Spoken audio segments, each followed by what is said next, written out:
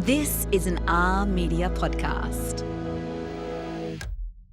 People say you are what you eat or you are who you hang around. I think it's also you are the space that you're in. Because ultimately it is a representation of you and how you look after you. It's this unspoken thing that I think a lot of people aren't familiar with. And I really try and push that in my content. It goes beyond things looking beautiful, but it's also about creating that feeling of home. And prioritizing the furniture is really important. I think it's more important than the homewares. I think it's better to buy gorgeous furniture.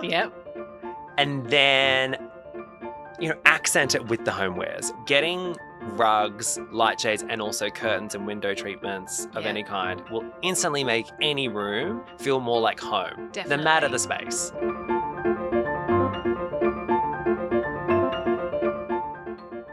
This episode is brought to you by Luxaflex, transforming homes with beautiful, functional window coverings designed to change your life and lifestyle.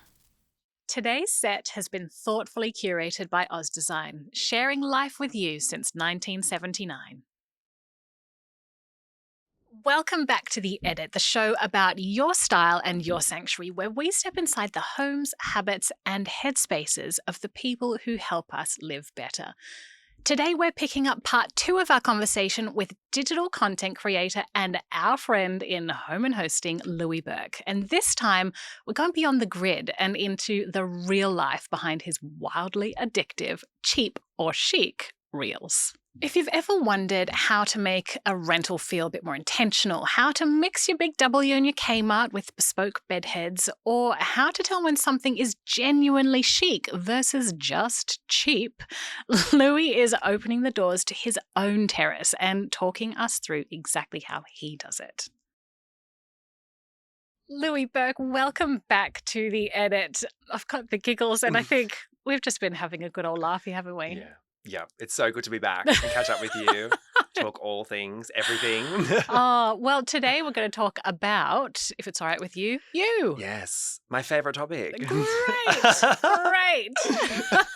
Actually, I feel like anyone talking about themselves is the hardest thing to do, but we'll see how I go. It can be a bit awkward, can't it? Yeah, I feel like you just feel like you know yourself, but it's because you're just always with yourself, but like you're never actually saying it out loud. So you've got this story in your mind, but when you actually start to speak it, you're like, is this going to come out the right way? Anyway. Oh, well, let's frame it up in a way that might feel a bit more comfortable. Let's talk about you at home. Okay. Because we see a lot of your home on social media. Yes. And we love it. Yeah. But I'd love for you to talk us through it. So if we were to come over to your place and you open the door, talk us through, what are we seeing? What are we hearing? What does it smell like? Oh, okay. People might be familiar with my morning routines. Like I'm very rigid with that. Like I wake up always, open up all the blinds, open all the windows for at least 15 minutes. I like to make the bed, so the bed will be made. There might be a tripod in an off corner somewhere, so ignore that. Okay. The RoboVac is usually going because they're great because they do most of the work. Yeah. Especially if you're in an old house, they get really dusty. So it's like, dusty. Yeah. My one advice for that is get a good steam cleaner. A steam cleaner blasts all the grime out of the windows, the skirting boards, everything. Especially because all those like ornate skirting boards, they pick up a little bit of like grime. It like just blasts it off. I'm going to do this. It's so good. I live in a really old house. Once you start, you will not stop. So make sure you have a few days because you become addicted to it. Like you're just like how you have to do every room. So in terms of like, usually there's a candle burning. I try and go seasonal. The moment I've been doing a lot of diptyque like bays because it's the berries green scents. I also like tomato leaf from Flamingo Estate. Me too. Yeah, very like market produce. Perfect for summer. Yeah. And then music that's only playing is like the Dinner with Friends playlist. Yep. I like a lot of more like older tunes, like the Ella Fitzgeralds and things like that. I'm getting the vibe. Yeah, I just like them because they're easy listening and you also know the song really well. What's the walkthrough? So if you open the door, walk us through. The entry point where we've got the bench and the mirror, and then my bedroom is actually just off to the right. Okay. So it's originally the formal dining sitting room and it has a beautiful bay window and it also has a gorgeous fireplace. And I thought, well, I don't want to not use this room. I want to use it as much as possible. Definitely. So that's why it stands in as the bedroom. Yeah. And then you walk walk through the threshold and there's a center table Mhm. because I love entry tables. I just love centered tables underneath with a vase, and you have like the Beautiful. drop bowl. And then Yeah. you look to the right, and then that's where the original bedroom is, which I turned into a dining room because I like Oh, to use, yeah. that's really interesting. So Yeah. you have put dining, is it a smaller room It's than the front room? Yeah, it's a smaller room comparatively, but it's not a small room. Yeah. Like, it's a good size room. It has a fireplace and it has like a window. But the thing is, because it's a terrace too, it has the wall in between the neighbors. So like Yeah. what the window looks out at Yeah. isn't amazing. So I put like a jasmine plant there just so there's a bit of Yeah. greenery. I think it's all right for a dining room to be in the middle of the house because it's Yeah. a bit darker. Typically, you will dine That's the thing. in the evening Yeah. when you'll have internal lighting on anyway. Yeah, and we don't have a home office because obviously with my work, it's very much Yep. walking around the whole home. Yeah. So I work out of the dining space as well Yeah. as, and I also would do that anyway, even if I didn't, because I don't love office furniture, you know, like the office. I don't have one at home either. Yeah. I work at the dining table Yeah. or And my, from bed. literally. And the thing is that I think I get it from my mum too, because she's probably one of the most impractical people. Like, she loves the aesthetics Yeah. way over the impractical. She will work around things and put things further away and make it harder for herself every day because she loves the feeling of it. Yes. And it works for her and she knows the routine. Yeah. Rather than it being, oh, it's practical. It's good because everything looks great and she knows Yeah. where everything is. But like, as I've kind of gotten older, I'm kind of a balance between the two. But so I have all my office stuff in a cupboard away. And same with my partner, when he's working, Yeah. he puts his stuff away. So the dining room always looks, Oh, that's good. because I have to normally do a tablescape anyway. Yeah. And there's nothing worse than having to move. No, exactly. Anyway, yeah. So then you walk out, Yep. head down into the kind of the newer part, which Mhm. has the bathroom and then this sort of threshold, which has consoles with books and also shoes underneath, because Yep. there's this other small room which has, it's a small bedroom. Mm. Really, it could be like a nursery, but we turned it into a walk-in wardrobe. Oh, So we got the great. pack system from IKEA and built it out and turned it into a walk-in wardrobe with an ottoman and That's a chair. fantastic. Yeah, it's really good. So like, again, someone might use that as a home office, but I Yeah. was like, I would rather have, because terrace houses don't have any wardrobes. No, exactly. And they always don't look very good when they're like in, unless you can Yeah. build them in. But even still, sometimes I love That's the negative tricky. space around a fireplace. Like, it's Yeah. like, I love like nothing in that space, or maybe like a plinth. Yes. You know? So that was really good. And there's like a window in there. And then you walk out into the living space, which is Mhm. kind of a long, narrow space in terms of Okay. like, we have like the 2-seater sofa rather than a 3 because there's a sliding door. So it was a very interesting layout. And then there's the kitchen, which is like a little, like almost like a butler's kitchen, but it's our kitchen. Yeah. And are you a cook? I like Does to that cook. annoy you that it's compact? No, I think it's fine. I do like to cook, but I don't like to cook with content. I definitely like Yeah. styling food, like canapes and bits and pieces, because the Yeah. cooking portion of, honestly, props to anyone who's a foodie and content, because it requires a lot more effort than people think in terms of the Yeah. cuts and the prep Yeah. time. And then like by the time it's done, like it's cold. So like eating it, you know, or if it melts or, Yes. yeah. So I do like to cook, Yeah. but I don't like to film it. I love that you've put rooms to different uses. Yeah, I And- wasn't afraid to break up the layout. And yeah. that's okay to do. People should do it more They often. should do it way more often than what they think. Yeah. Just because it says home office, it doesn't need to be a home office. No. And just because it's a second living room doesn't mean it has to be a second living room. You know, because there's Yeah. lots of newer houses that have like Yeah. lots of different spaces. Like, if it could work better as a dining space, Yeah. have it be the dining space. Or if it's like you want the living room to be in that space and then in the living room it's your dining space because it's connected to the kitchen. Yes. Just do that. Exactly. Yeah. And so something that people may not realize because your Mm. home is so beautifully styled, it's a rental. Yes. Not a lot of people know it. I kind of keep it on the down low. Yeah. So I'll let you Oh, know. we've got I'll let the people scoop here here. know. Look at the scoop. Only because it's like, I don't have an issue with people knowing, but online it can be an issue because people will quickly reduce or redact anything that I'm doing because it's a rental. It's a very weird cultural thing. They'll be like, oh, Isn't but it's a that rental. such a shame, isn't it? I think it's a safety guard. I think it makes them more Yeah. comfortable where they feel like they don't have to do the work, maybe. Mm. In saying that, I've changed the lights and I completely transformed the front garden. So people get kind of Exactly. confused as to whether I do Yeah. own or rent. The It's thing- quite a European approach, actually, because Yeah. they do that there. Yeah, and in Melbourne, you have a lot more freedoms. You can hang things on the wall. So I've got all Yep. my mirrors on the walls. I hung up the curtains. Yep. And I also changed the shower head and I Yeah. changed the taps and I changed that. Like, I'm not afraid to change things because Yeah. I've rented in places for 10 years now.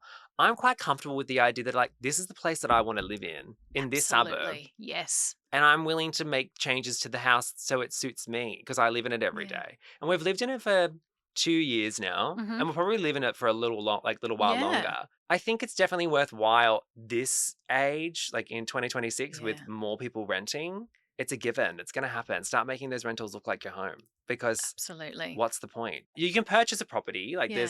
we don't own this place, but we love to live in Albert Park, I So agree. I'd always prefer to rent somewhere I love Yeah. than buy somewhere I loathe. Exactly. And you also get the lifestyle. Usually the rent is cheaper than a mortgage. Yeah. So you get the benefits of living in a gorgeous suburb without paying the hefty mortgage. What's the best change you've made? Best change I've made would be the bathroom for sure. Changing the shower head Yeah. and the shower rail and the taps and things. Was that hard to do? No, it was quite easy actually. Really? Yeah. Like you can get a plumber to cut, like I would recommend a plumber come Yes. in and do it. But it's not hard. I changed the shower head and normally the toilet seat in every place that I move into because it's just like 9 times out of 10 a rental doesn't have a soft closed toilet seat. No. And these things aren't expensive. Like I a was soft just closed gonna toilet seat is like say. $50 and you use it every day. Why wouldn't you? Yeah. And then the shower head, you use it every day. It's a beautiful gooseneck shower head. The shower head that was in there before was a full camper van. Like, it was not good. And then the shower curtain was like a garbage bag, So this is the thing too about the house that I'm in now. Like when we moved in, it was very tired. Let's say that. It was Yeah. tired. The Yeah. garden hadn't been looked after. Yep. The lights hadn't been changed. It had the gaudy Federation gold light with yeah. no one had put anything on the walls. And the bathroom was, not great. So it's been a matter of me going in and layering all those pieces that make it come to life and feel like a home. Yeah. And I think that's the thing too. Some people discredit that because the house is beautiful, yes. But also it's like, if I took the stuff out of it, if you took me and the stuff out of it, would you still think it was as beautiful? Because I would say no. right? Like it is a gorgeous home. Some people are going to go, yes. But when I walked through with 30 odd other people when we went for the inspection, most people didn't want to rent there because they didn't think it was convenient. They didn't like all the things about it. They didn't like the rooms and the layouts. That didn't have storage. This is the thing with terrace houses. Everyone loves the idea of a terrace, but do they love what comes with it in terms of They're not the always amount easy of to live dust in. and the storage and the lighting and everything. Do you ask for permission from the landlord or do you just go ahead and I just do it. Yeah. I just do it. He's fine. Because you get those inspections where the real estate agent comes through every 6 to 10 months. 10 months? I think it's once a year. And they come through and they take photos. So if there was anything that they would have an issue with, they'd let you know. they'd let you know. Yeah. I bet they're thrilled. Yeah, my estate agents are Bell, so they come through and they're very specific about all those things. So they would definitely let me know. But I redid the front garden. All the neighborhood love it because they walk by and they've seen the neighborhood, like the garden transform. And So what did you do? And are you a gardener or was this your first time doing it? I think we should take it right back to Let's how go this back. all Let's go back. started. Yeah. So I originally grew up in the Hunter Valley. When I was born, my parents originally owned a church or a chapel, and they always dreamed of having a function venue at the back. Yeah. And when they bought this church, it was actually one of the first times that churches were up for sale for people to publicly buy. Wow. So it was a huge deal that they were able to obtain it. And my parents had studied horticulture, and my dad was also a carpenter. So it was on this flat plane, and then they turned and put this beautiful European garden at the front and did these sandstone with iron fencing, and they were going to do a function venue at the back so you could get married at the chapel and all that. They went in partnership with a few people, and then the day I was born, things happened where it didn't work out. To cut things short. You arrived and everything changed. Yeah, it was like, and so my parents still had a nursery. So I grew up in a nursery that had all the different plants. So that's how I grew up. And my dad built the house that my parents lived in. Yeah. So I had a really strong connection to gardening and home from an early age. And like my mum loved natural materials. The house I grew up in was very like classic, sort of ranch style with Canadian timber, red Canadian timber, like siding, and then you go in and had the slate tiles from like the 90s, and then I had the wool boucle carpet.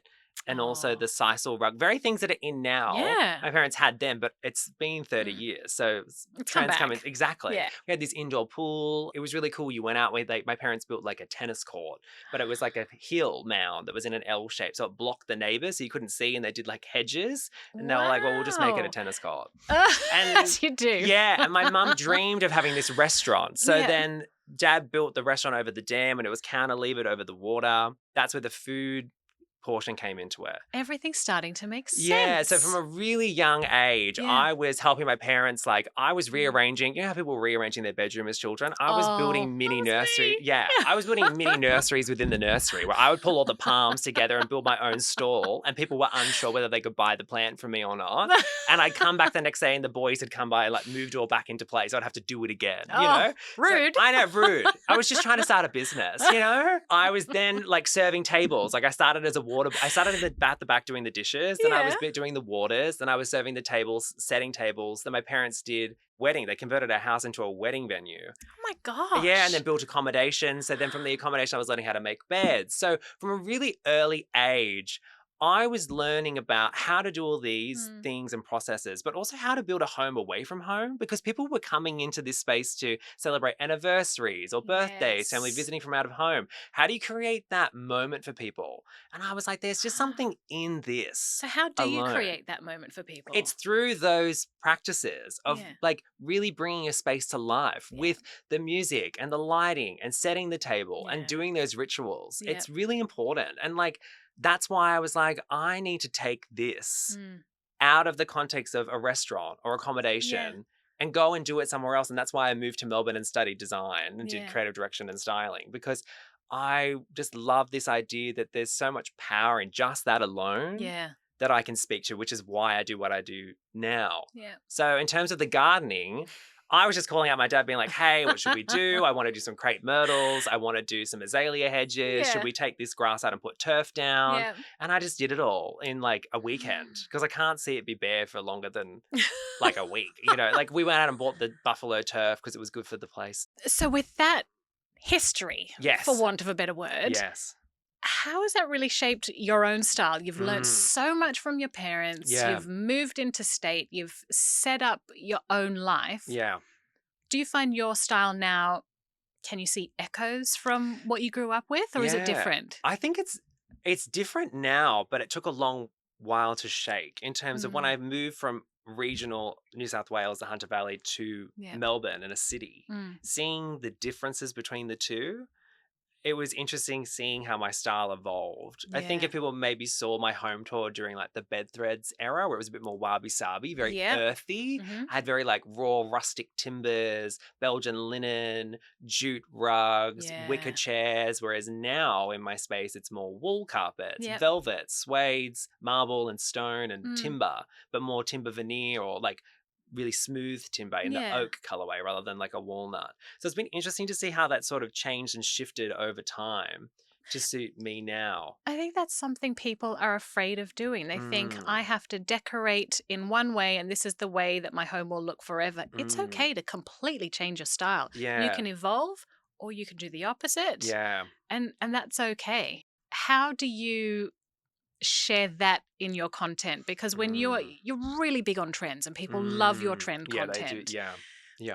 How do you deliver it in a way that makes people feel that they don't have to just buy this trend? I try and show it through the options of being like, there's certain things you could approach for, like say colors you could do with furniture or homewares, like with the chocolate browns and the burgundies that we're seeing now. Perhaps it's a cushion or a duvet cover. Maybe it's not an accent chair. It could be, but just know that it might change, because yes, chocolate brown is in now and brown will always be in, but it might be a different shade of brown. So you might buy something brown now, but then it might not actually stand the test of time in 6 years. So buying a cushion is a better version of that.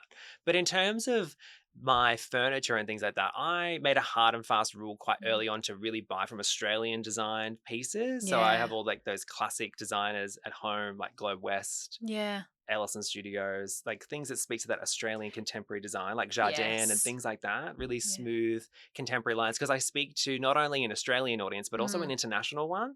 And I want those Americans and Europeans and South Africans and everyone to know, Yes. oh, this is what Australia feels like. Although it's in that traditional terrace style, the furniture is something I haven't seen before. Louis, let's talk more about people who are renting. Well, not the people specifically, but The renters. the renters, being a renter. Yeah. So if you've rented a new place, what are some design rules for how to personalize a rental? One thing to think about is like how long you're going to be in the space for. Yeah, good point. Is it like a holiday season, or is it like you're going to be there for 12 months for work with a contract thing, then move? Or are you setting up the space? Have you just moved from Melbourne to Sydney and you're going to do like the first place? I think that's something to think about, because if it is that, then maybe you might not do the window treatments and like custom things. Yeah.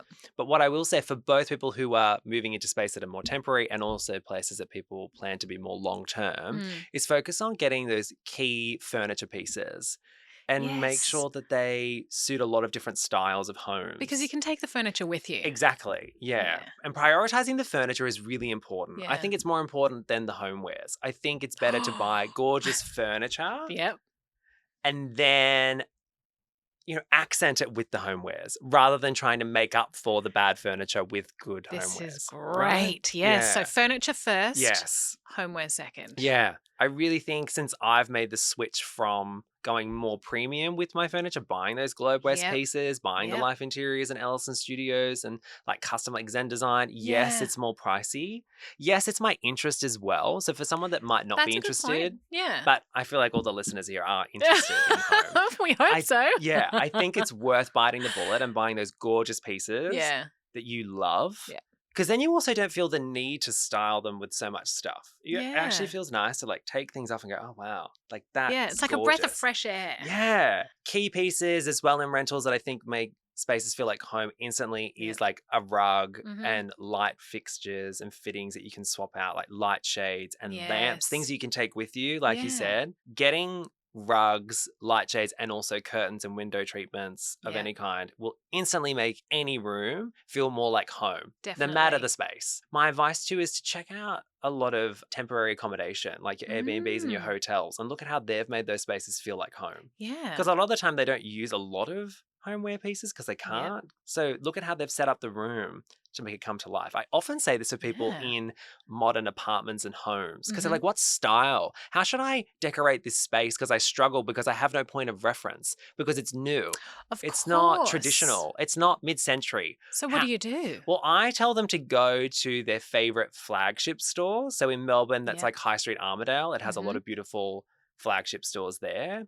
And so this could be, are you talking interior Yes, furniture it could even be stores? fashion because like for instance, there's like the new Henny store that opened in Armadale, but there's also the one in South Yarra for people who are based in Melbourne. Yeah. But also if you go to Paddington, you go to Oxford Street, you look at Venroy or you even look at the Mecca setups. You can have a look at how they've applied all the different materials in a modern contemporary way. Yeah. And it feels really beautiful. Yeah.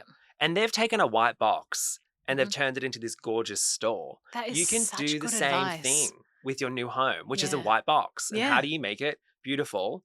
Check out those stores. It's the best thing. It's my number one tip. If you want that contemporary new style in a home, like setting up a home versus a rental, go with that. Because that's what they've done. And so what sorts of things are you looking at? I would think color palettes, but also layout, especially with like fashion stores in particular. Usually you walk in and there's a counter and you're like, okay, cool. That's kind of like an island in the kitchen. Like how have they done the shelves in the back? They put the bags on the back. Okay, that could be like the shelving I have in a wardrobe or a kitchen or a bathroom. If I go over here, the way they've laid out the clothes, what timber are they using, what coat hangers, they've done this really cool carpet that goes up onto the podium. Could I do that? Also at the front, when you walk in the store, normally there's like a tile threshold as you walk through. Like, I love how they've done those tiles. Look at the color palette. There's so many bits and pieces. This is such an interesting perspective. Yeah, it's like a living mood board.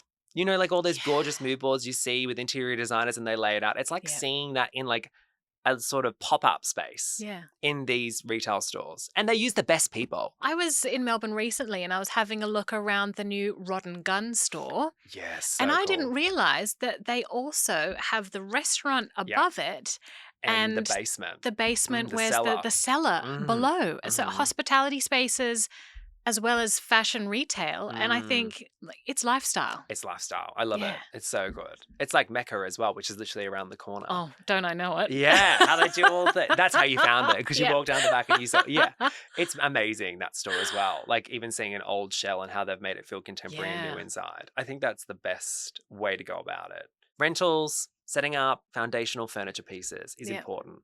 But also think about this too when you buy a sofa. Like I love this beautiful Coca Republic sofa. It was this Yeah. aspen sofa, leather. It's Yeah. beautiful. If anyone has it, it's so gorgeous and it's huge. Yeah. Can't fit in an apartment. It can't fit out into Oh, the elevator. yeah. You need to get a modular sofa. Yeah. And that's the reason why I love the Ellison Studios Muse sofa, Yeah. because it's got gorgeous shape. You could break it apart Mhm. and put it all together again. Absolutely. I always recommend people take a tape measure with them when they go shopping for furniture, but also measure The your door width. Yeah. My house is 130 years old. Yeah. Well, the front part anyway. Yeah. The door is so narrow Yeah. that not much gets through it. And also storage, but chic storage. Mm. So gas lift beds Yes. where you can put stuff under Yep. the bed. Like I put all my winter bedding and everything Yeah. underneath, especially if you're in an older home that doesn't have like those Art Deco homes or the Mhm. Victorian homes that don't have built-ins. Yep. So try and find as much chic storage as possible. Even your consoles have drawers and Yeah. doors, and don't have everything open. Don't have lots of bookcases, because then you have to style it all the time. Doors cover things. They cover mess. That's true. I you like know? this. The lazy renter's guide to styling. Yeah. Don't have bookshelves. Yeah, literally. And also even in your pantry, like I'm a put mess into boxes within boxes, like babushka, like Yes. open the pantry and there's gorgeous boxes. And then inside the boxes is the mess. So it takes a long way to get to the mess. Takes a long time to make a smoothie. But it's great because it all looks beautiful. Like it and doesn't. that makes yeah. you feel calm. Exactly. Well, how does it make you feel to have a can't. clutter-free, calm home? Really good. When people say you are what you eat or you are who you hang around, I think it's also you are the space that you're in. Because Yeah. ultimately it is a representation of you and how Yeah. you look after you. It's this unspoken thing that I think a lot of people aren't familiar with. And Yeah. I really try and push that in my content. It goes beyond things looking beautiful, but it's Yeah. also about creating that feeling of home and that representation of you and who you are now and where you want to go. It can feel quite spiritual, but I do think it is in a way. Like your home is the physical Mm-hmm. self. You're walking through If it. someone were to come into your home, but they hadn't met you, Mm, what do you think your home would say about you? they're chic. I think they would be like, oh, this guy knows. You would go through and you would see the pieces and you'd be like, I feel like this person understands. I don't want to say good taste because it feels so. Say it. It's like, the person Good understands taste. restraint. They understand. Yeah, There's that's a not good a lot one. of homewares everywhere, and I'm also Yeah. not following the rules. Especially being a content creator, I could Mm. go down the path of doing what every single person's doing. Yeah. Especially in a world that's very much about using color and doing Yeah. dopamine decor and it being everywhere. It's very hard to achieve that look in a very successful way in a rental Yeah. without painting the walls, because Yeah. it does require the tonality to make it feel really effective. If Yep. it's just pops of color everywhere, it can feel quite loud. Yeah. I like things to feel calm, layered and intentional. Also, all my pieces usually have a function to them. They're Yeah. beautiful, but they're functional. So I think people would notice the design background. Yes. Because a lot of the things I have, it's like when you walk through, it's like the bench, Mm. you would sit on it. And then the mirror, it's artwork and it's sculptural, but it also serves a purpose as a mirror. Yeah. Everything looks nice, but it has a purpose that feels like it belongs. Louis, what is a common mistake or mistakes that Mm. you think many renters make? That's a tough one because I don't think renters do enough to make the mistakes. I think I would say that the renter, and I don't mean that in a terrible way. I just mean that they don't want to commit Yeah. to making the space feel like home because they're worried or Yes. they'd rather go with what's going on outside. So they focus on their wardrobe more Yeah. so than their home and their space. So the decorating mistake is not decorating enough. Yeah. And also focusing too much on small trinkets and homewares, Yeah. bits and pieces. And don't get me wrong, I love a trinket Oh, and yes, homewares don't and we decor all? and Yep. seasonal decorating. I layers. Mhm. Like you've seen my bed. It's very layered Yeah. with lots of beautiful pieces. But I think you've got to start with those foundational pieces if you Yeah. really want it to feel good and luxe. You've got to have a good bed frame.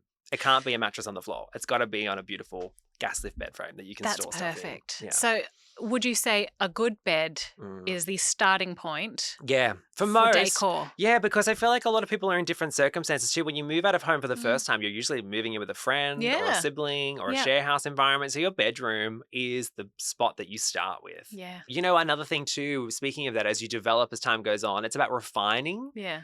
and getting sets of things. Mm-hmm.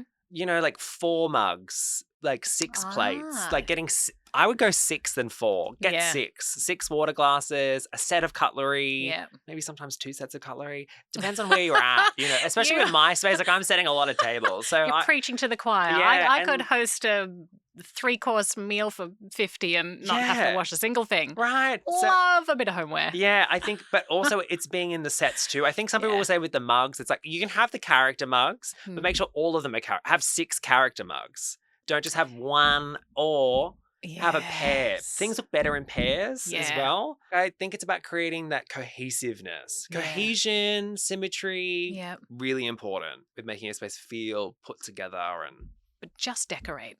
yeah. But just start. Just start. But people feel lost, so that's why they follow me and follow you as well and learn. If you're listening to Loui talk about rugs, curtains, and lighting and mentally rearranging your own living room, you're not alone. One of the big ideas in this episode is that you don't need a forever home or a giant budget to create a sanctuary. You just need a few smart moves and the confidence to back your own taste. Back in a bit. Oz Design blends style and practicality to enhance everyday living. The new winter collection embraces warm tones, sleek finishes, and smooth silhouettes, offering timeless pieces designed to transform your home throughout the cooler months. Thoughtfully curated, each piece layers comfort, character, and effortless style to create a welcoming, lived-in feel. Balancing form and function, the collection helps you create a home that feels truly yours. Whether refreshing a corner or reimagining your entire space, discover designs made to live in. Explore the winter collection in-store or online with Oz Design. Loui, there's a topic that I think is a bit controversial these days, but I'm quite passionate about, and that is, what is a homemaker? Okay, yeah. So let's talk about that. Yeah. What is a homemaker to you? It was really interesting. I was listening to an episode with Martha Stewart the other day, and she said that everyone wants to be a homemaker and not a housekeeper. So it was really, because she felt like there was nothing wrong in the idea of being a homemaker. Well, if Martha says it, Right. it's fine. I think as time's gone on and more and more people are working, it's been that thing where the idea of creating home has gone by the wayside, especially with the idea of convenience as well. Yeah.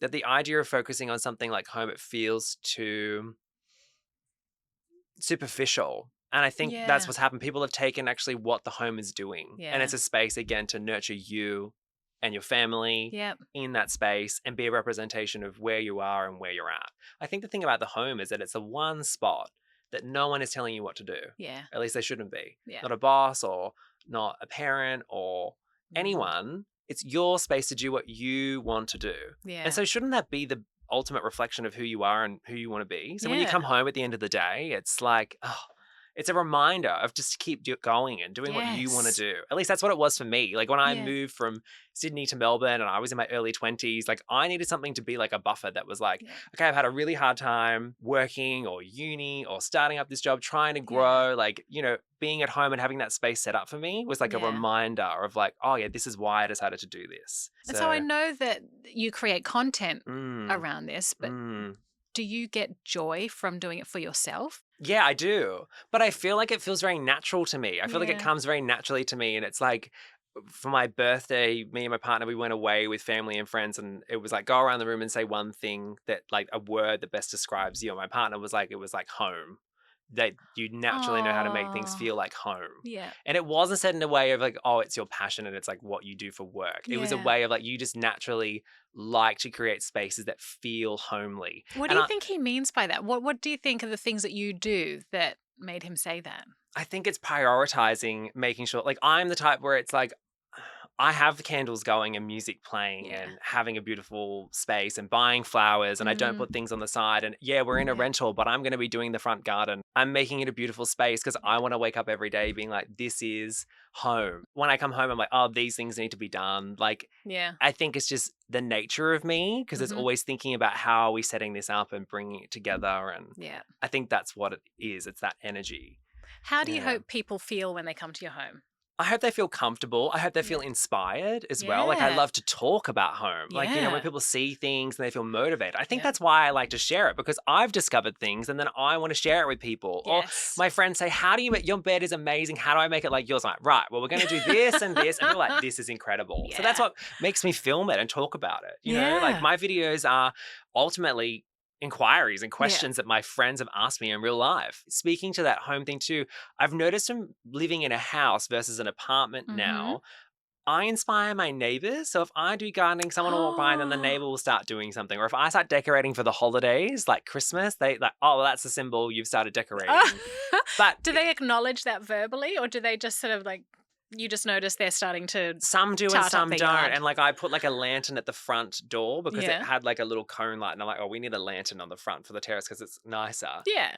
And then like the neighbors did it. And then they were like, we're not copying you, but also we were inspired by you. I was like, you do it. Because I'd Yeah, rather have people, exactly. you know, get into it and do it. Definitely. So I think I just have something about me where people, you know, I inspire people. Yeah. You love it Yeah. and they love it. And it's not in like a, oh, look at me. Look at, it's just Yeah. like, you know. Yeah. Because you don't care if they want to do it or No, not. and I think that's a thing too. I think sometimes people can read it the wrong way because I don't do it for others. I No. do it for me. And I think sometimes people think that people who do, I think that's a thing too with homemaking. People Yeah. worry that of the scrutiny that they get Yes. with trying Yep. and making things nice. Yeah. And it's not meant to be a reflection of others. It's not Yeah. meant to make you feel bad. It's there for the person because they want to do that because they love it. Mm. So like when my neighbor does like something because they've seen me do it, it's not me saying, oh, I can't believe that like the state of your yard. No, like I'm not exactly. looking at their yard. I'm just looking at the front yard and go, oh, this is what I want to do. You're so right. I had Neil Whitaker on the podcast recently. Oh yeah. And he was saying when he became a judge on the block, Mm. the invitations dried up. Oh. Because people were so worried about what he Yeah. would say or think about their homes. And Mm. he said, genuinely, I judge no one. Yeah. Yeah. Ultimately, Yeah. we just judge ourselves the Yeah. most. I think everybody's like that. Sometimes within this space, you might get thrown the Miranda Priestley card a bit. It's Yeah. almost like they Yeah. don't want any Mirandas, but at the same time, they're craving for Miranda. And I think Mm. what that is it's about craving guidance and direction.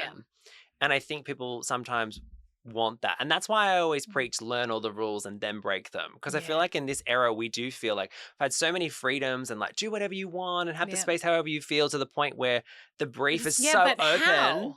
It's like I'm restricted because I don't know what to do. Yeah. I don't know where to go. And I started with this because I was like, oh, I'll pick up this. And then Yeah. that doesn't go with that anymore. So I think it's really about building that foundation first. Okay, I'm Yeah. going to start here with the rugs, the curtains and the lighting. Then I'm Yeah. going to get my foundational pieces like the sofa and the coffee table. Yeah. Then I'm going to buy the home decor after. I also think too, sorry, that randomly brought up artwork. I get a question Yeah. about artwork all the time. Okay, what do people ask? They just go, what art should I buy? What do you recommend? And because of It's my hard to know without seeing their homes. I agree. I agree. And I think art is really special. But also in my design background too, again, I'm that form function. So I think art is beautiful, but also I don't think it's the priority if you haven't set up your space yet. Yeah. It's meant to be the finishing touch. It's meant to be something that brings the space together that feels like a reflection of you in the space. It shouldn't be doing the heavy lifting. Yeah. Some people want to go straight to art. Mm. And not in a way where they feel inspired by it. I think that's Mhm. great. But in terms of where they feel like it's just doing all the heavy lifting and everything else doesn't have to be as good, Yeah. that's not as nice. No.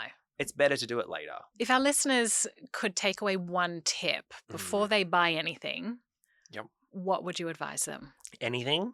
Anything. Okay.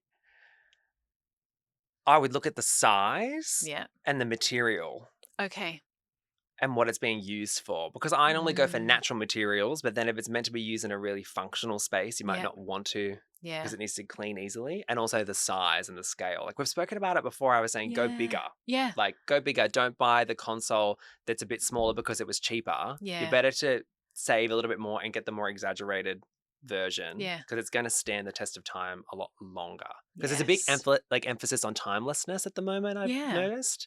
And I think the way for something to feel as timeless as possible is if it's in a natural material and in a semi like organic curved kind of shape. Yeah. Because it's things that we refer to in nature, and nature doesn't change that much. Absolutely. So if it reflects nature in some way and what it's been made of and its shape, it should last a long time.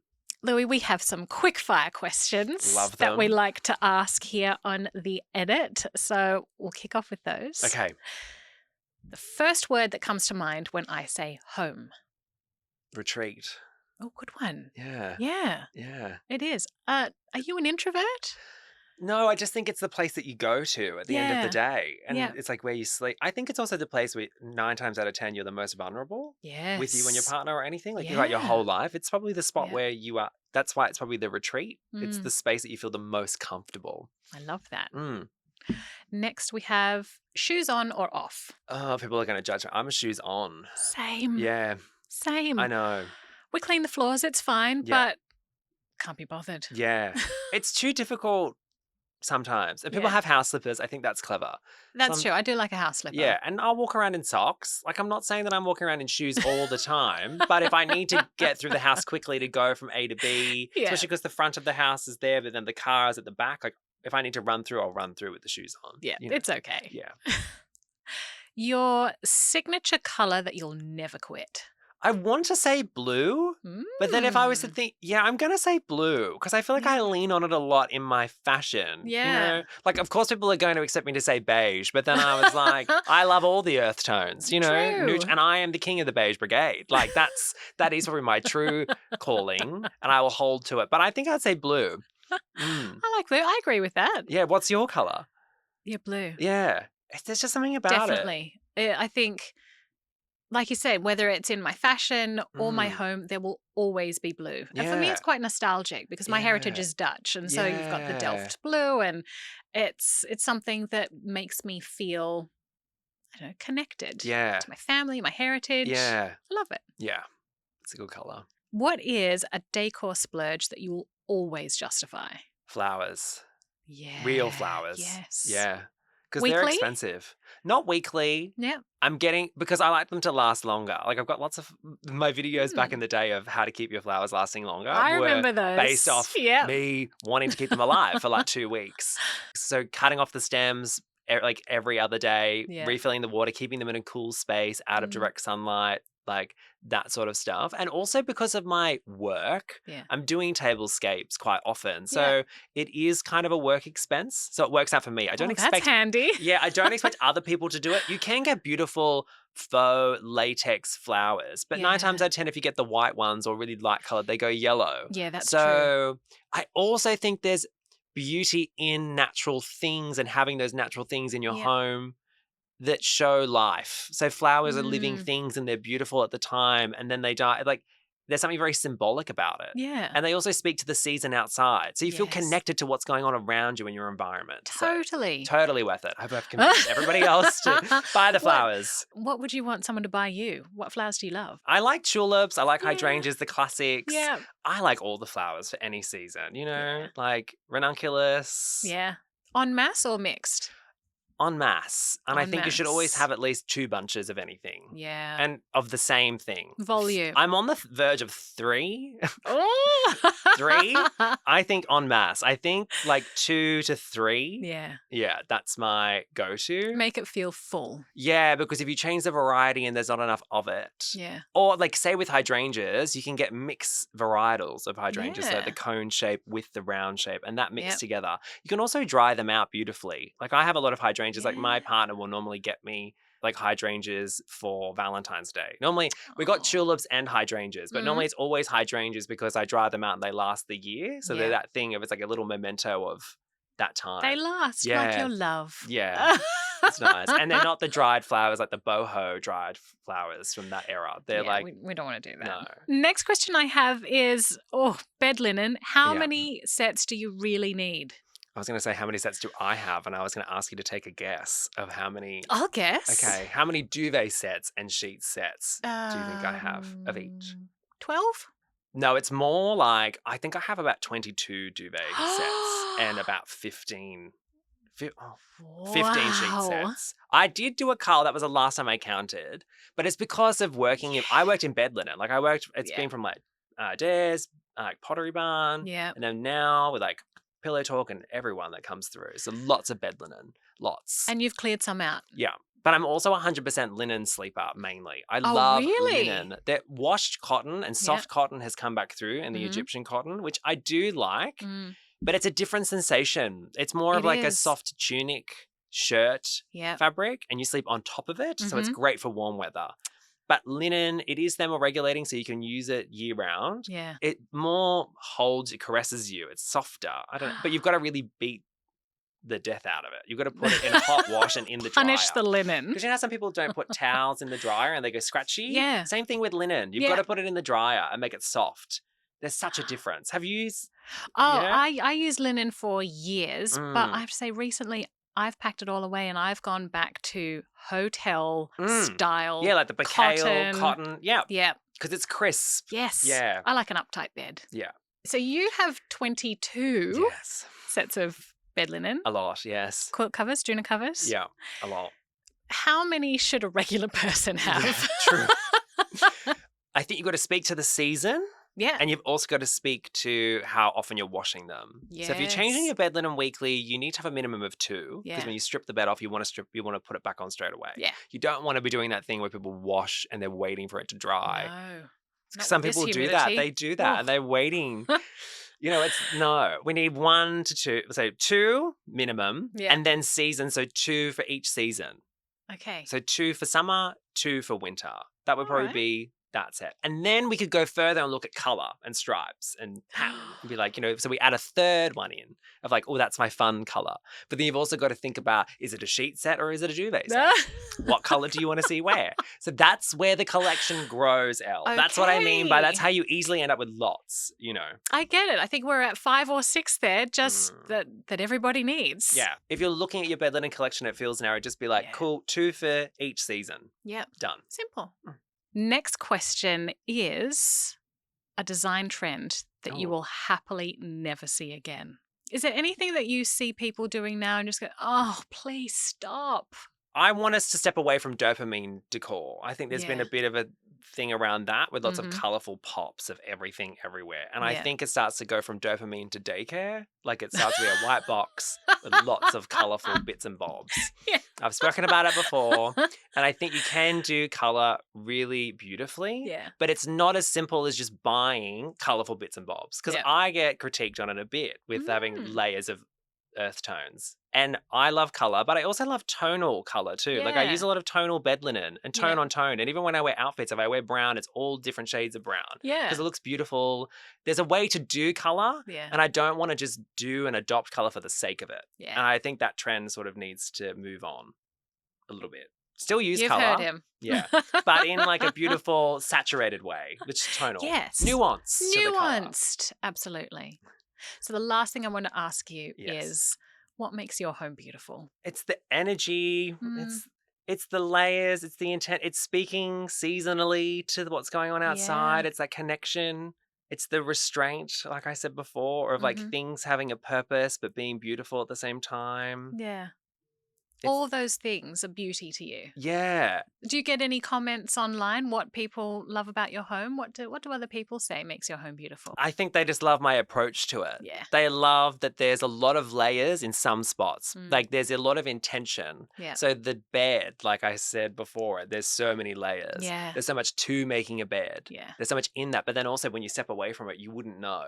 No. And then when you walk through the hallway, there's just like there's pieces of furniture that just stand alone and they have a purpose and a function and they look beautiful. Yeah. And then you go into like a table and there's all these layers there. Yeah. It's about knowing where to layer and where to pull back that I think makes it feel beautiful. Well, it's been beautiful having you back with us so good on to the be edit. Here again. Thanks for joining us again. Thank you, Elle. And dare I say it, I will look forward to a next time. Yes, most definitely. I can't wait to come back. Do you know what I love about Loui? He is proof that behind every cheap or chic verdict is someone who thinks really deeply about how we live and how we host and how we feel in our own homes, not just how they photograph. From choosing Australian-made furniture for his terrace to mixing all his gorgeous high street ceramics and heirloom-worthy linens, Loui shows us that style is less about price tags and it's more about clarity, knowing what you love and backing it. Thanks so much for listening. All the details are in our show notes, and we can't wait to see you soon. This episode is brought to you by Luxaflex, transforming homes with beautiful, functional window coverings designed to transform your light and lifestyle. Thank you to Oz Design for our beautiful set. Come and visit the experienced team in store and see the collection for yourself. This is an R Media podcast.